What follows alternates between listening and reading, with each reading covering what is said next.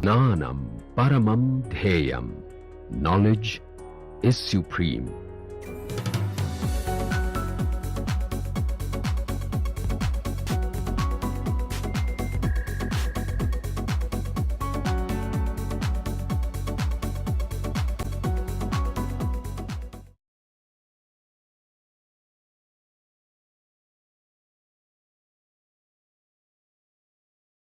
So, we know that the RT residence time distribution function is actually used for diagnosing various aspects of the non-ideal reactor.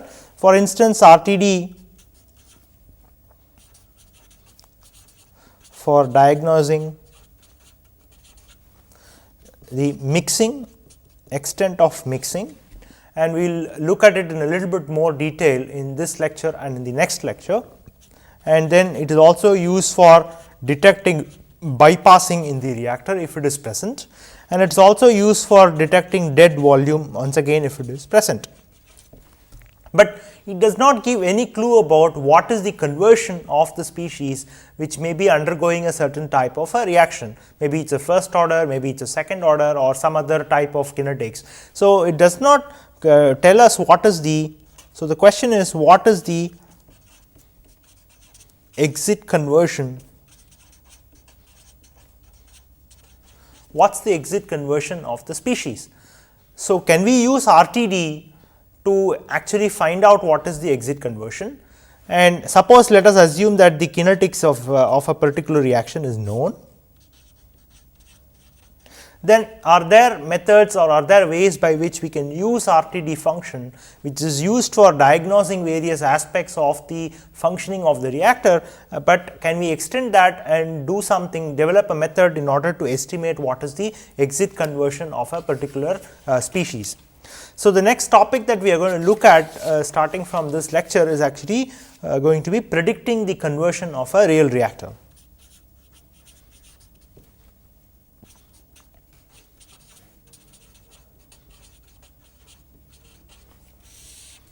So, predicting conversion actually has a strong impact. So, knowledge of conversion of a particular reaction actually has a strong economic impact, because the design of things around it can actually be planned accordingly, and therefore, if one is able to predict the conversion, it actually goes a long way in terms of designing the reactor and designing other processes which is associated with this particular with the reaction of interest. And this has a strong economic implications for the industry which is actually involved in conducting that reaction and generating, synthesizing a certain required product, certain desired product. So, let us look at how to predict conversion if we know what is the residence time distribution function. So, there may be two systems, two reactor systems which have same RTD functions, but will it be possible to estimate the conversion in these two reactors even if the RTD functions are same? And the answer is yes, it is possible, and there are methods to do this. So, the information that one needs to know is, of course, one needs to know what is the RTD function, and one needs to know what is the model that represents the non-ideal reactor, that captures the process which is occurring inside the non-ideal reactor or real world reactor, and one needs to know what is the kinetics of the reaction that is actually being conducted inside the reactor. So, if we know this, then one can actually devise methods to find out what is the exit conversion of the species. So, there are different models which are available.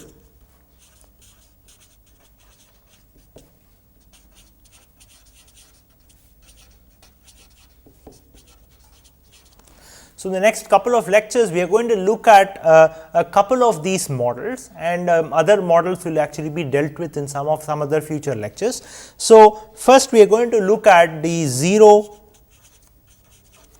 adjustable parameter models.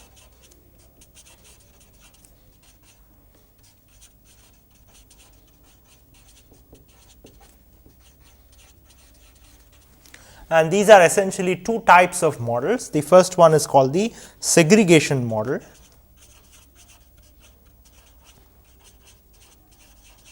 and the second one is the maximum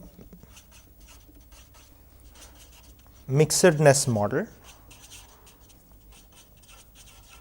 So, we are going to look into details of these two types of models to predict the conversion of a real world reactor. So, the residence time distribution, what does residence time distribution function give? What does it give? It actually gives information about time spent by various fluid elements inside the reactor, but it does not provide any information about the mixing.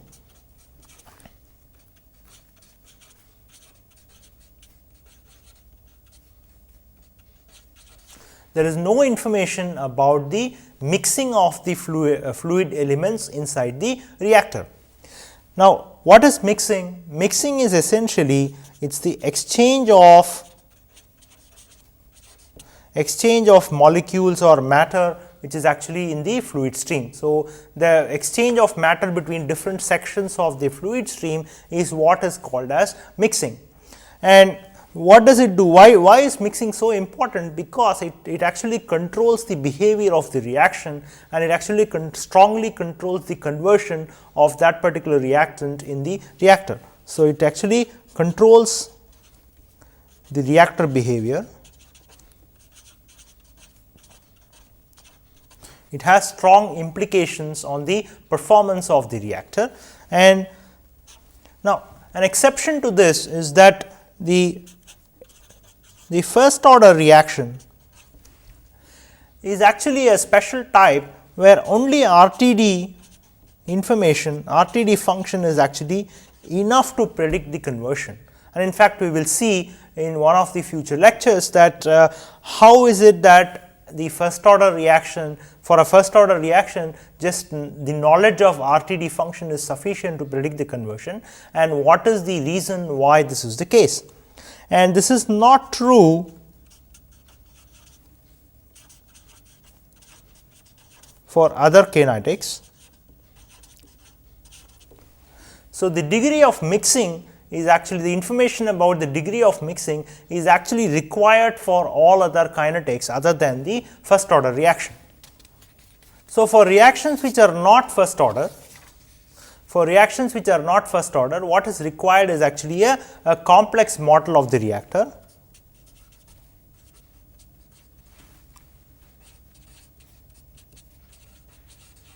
For reactions which are not first order, the complex model of reactor is required.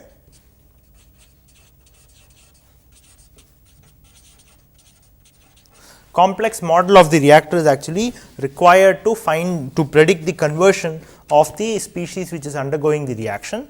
And also, in addition to that, the degree of mixing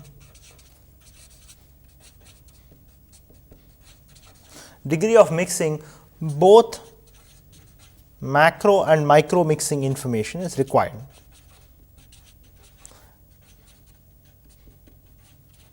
So, these terms macro and micro mixing will actually be defined in a short while.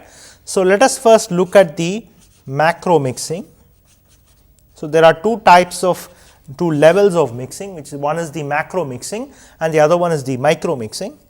So, the macro mixing is essentially the extent of mixing which is actually characterized by the RTD function itself. So, that is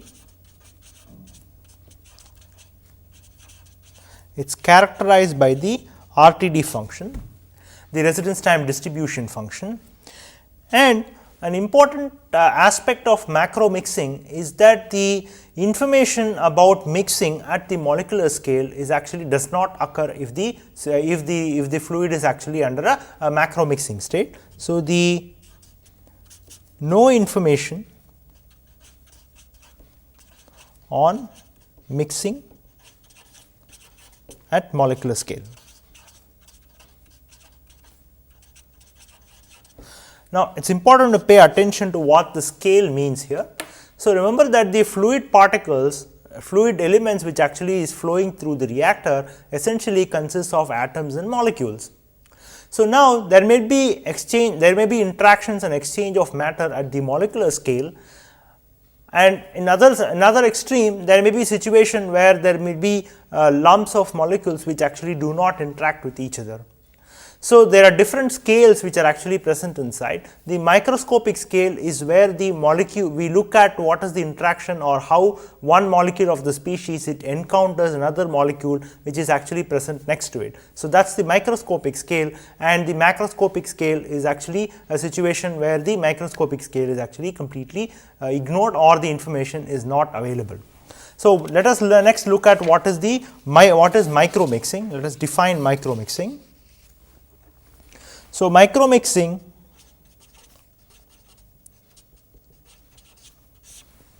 that describes the how molecules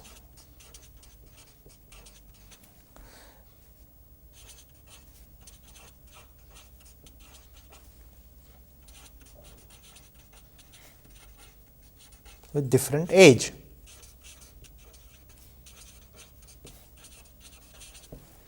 Now, suppose we consider a reactor where there is some fluid which is already present inside the reactor, and then there is a new set of fluid elements which are actually flowing into the reactor.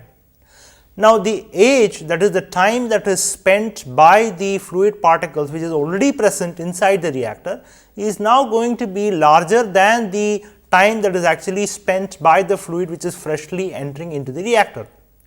So, now the question is how these molecules which has spent a larger time inside the reactor, how do they encounter when a fresh set of particles are actually, fresh set of fluid elements are actually pumped into the reactor. So, that the aspect which actually characterizes this is what is micro mixing, where we look at how molecules encounter other molecules which are actually having a completely different age, or the time that they have spent inside the reactor is different from the ones which are actually entering afresh into the reactor. So, now there are two aspects associated with micro mixing. The first aspect is where all molecules of same age group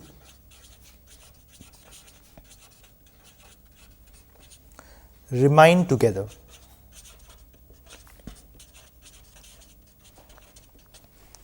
So, irrespective of how the molecules actually are flown inside, those molecules which actually spend certain amount of time, they all remain together, and freshly entering molecules, that is a new set of molecules which are currently entering the reactor, they also cling together and they all remain together. So, the first state of micro mixing is a situation where all molecules of same age, they are actually remaining and they are glued together in one group. So, this actually means that there is no mixing between groups, and this situation or the state of the fluid where there is no mixing between groups is what is called as a complete segregation system.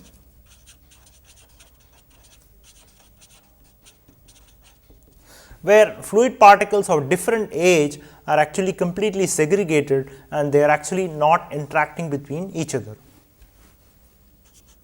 The second situation is where molecules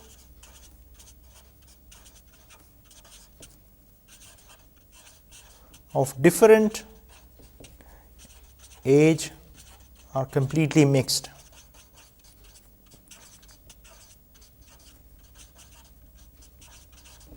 So, consider a situation where there is a reactor in which the fluid is already present, and then there is new set of fluid particles are actually added into the reactor. So, therefore, now the reactor is now having fluid particles which are of different age, and so these fluid particles which are actually pumped in afresh, they actually interact with they are actually encountered by the fluid particles which are actually already present in the reactor, and so therefore, these two systems they mix with each other and they get completely mixed. So, therefore, one cannot virtually distinguish where the particles of which has a higher age is actually located as compared with the particles which are actually freshly pumped into the reactor.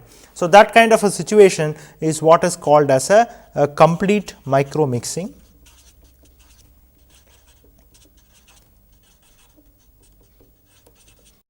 So, these two states of complete segregation and complete micromixing, they have strong implications on the performance of the reactor. Now, for a given residence time distribution function, so remember that the residence time distribution, it only characterizes the macro mixing inside the reactor. For a given residence time distribution, the upper and the lower bound of the conversion that is actually achieved in the reactor is controlled by these two limits of micro mixing, that is the complete segregation and the complete micro mixing. So, for a given RTD,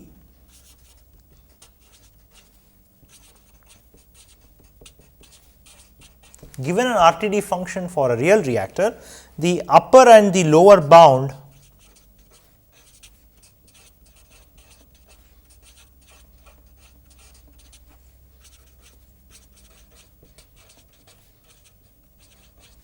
conversion actually are actually specified by these two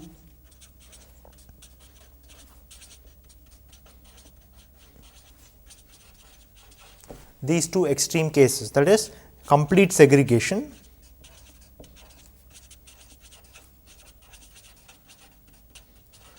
and complete micromixing.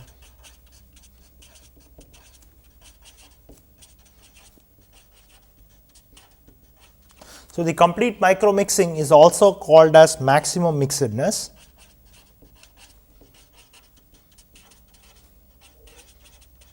So, the two zero adjustable parameter model is essentially the model that corresponds to the complete segregation, and the other model corresponds to the maximum mixedness model. So, how do we incorporate this aspect of complete segregation and complete micromixing in the reactor model and combine that with the RTD function is what is going to be the next step, which is next step towards predicting the performance of a real reactor. Now, suppose if n is larger than 1, that is the order of reaction, n here stands for the order of reaction. So, if the order of reaction is greater than 1 or if the order of reaction is less than 0, that is if it is a negative reaction, negative order reaction, then it turns out that the segregation model, the complete segregation model predicts highest conversion.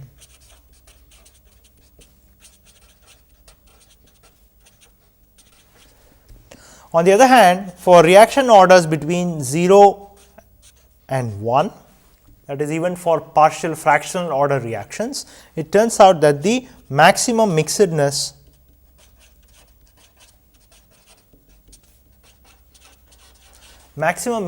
model predicts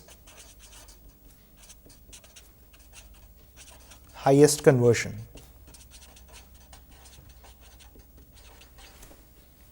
So, now there are a few definitions that we need to define before we attempt to consider the segregation model and the maximum mixedness model. So, the first one in the definition is, what is a globule? So, a globule is basically a group of molecules, millions of molecules which are actually essentially of same age. So, it basically is millions of molecules of same age. So, that is what is a globule. And then a macrofluid. A macrofluid is essentially the one where the globules of a given age, they actually do not mix with the other globules. So, in a reactor, suppose there is a fluid which is already present and it consists of many different globules, and each of these globules will actually contain millions of these molecules, all of which are actually of same age. Now, macrofluid is one where the fluid in which these globules, which are actually distinctly and independently present, and they do not interact with each other, and that is what is called as a macrofluid. So, let us look at what macrofluids. It is globules of a given age they do not mix with other globules, which means that these are essentially non-coalescing globules. And so, one can actually visualize this as, suppose if there is a reactor and there may be globules which are actually present here, and these globules will continue to maintain their identity and they will not interact with each other. Now, on the another definition is another type of fluid is the microfluid, where the globules are not constrained. They are not constrained, and in fact, they can freely mix with any other globules which are actually present inside the reactor. So, they mix with other globules, which means the molecules present in one globule actually moves to another globule, and there is exchange of molecules between different globules. So, this can actually be depicted as, suppose if there is a reactor, then if the fluid that is present inside the reactor is a microfluid, then one can actually virtually not distinguish between the particles which are actually of different ages. So, they will all be present together, they will all be completely mixed inside the reactor. So, if this is the inlet stream and the effluent stream, so the fluid which is present inside is now going to be mixed, and so one will not be able to identify the globules independently. So, let us summarize what we have learnt in this lecture. We have looked at what is the we compared the residence time distribution for a plug flow reactor that is operated under different conditions, and then we looked at the combination of plug flow and CSTR in series mode, and we observed that the residence time distribution function is the same whether the plug flow reactor appears first or the CSTR appears first. However, the performance of these two reactors performance of the combination of plug flow and CSTR depends upon which one comes first, whether the plug flow or the CSTR comes first and the other reactor follows the first one. So, this we demonstrated for a second order reaction. And then we observed that this example sort of suggests that the residence time distribution function is not sufficient to actually predict the conversion or the performance of the non-ideal real world reactor. An additional piece of information such as a model and also the knowledge of the extent of mixing is actually required in order to predict the performance of the reactor. And so, we looked at different types of mixing, that is the macro mixing and the micro mixing, and introduced certain definitions, and we will continue from there in the next lecture. Thank you.